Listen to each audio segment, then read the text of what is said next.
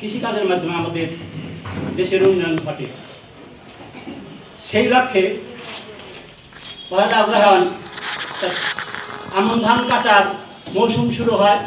এই সময়ে নতুন আমন ধান ঘরে এনে কিষানীরা নতুন ধানের চাল করে বিভিন্ন রকমের পিঠা পায়াস তৈরি করে, আর মহানন্দে এই দিনটি নবান্ন উৎসব হিসাবে পালন করে।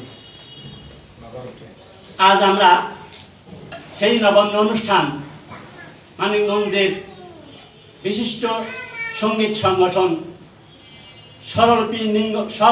স্বরলিপি সঙ্গীত নিকেতনের আয়োজনে আমরা সেই বাংলার ঐতিহ্য নবান্ন অনুষ্ঠানটি উদযাপন করতে যাচ্ছি।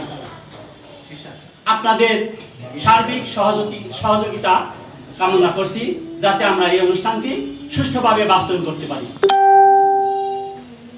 আমরা শুরুতে প্রাচীনকালের একটি গানের সুরে যন্ত্রসঙ্গীত শুনব, আপনারা ধৈর্য ধরে শুনুন।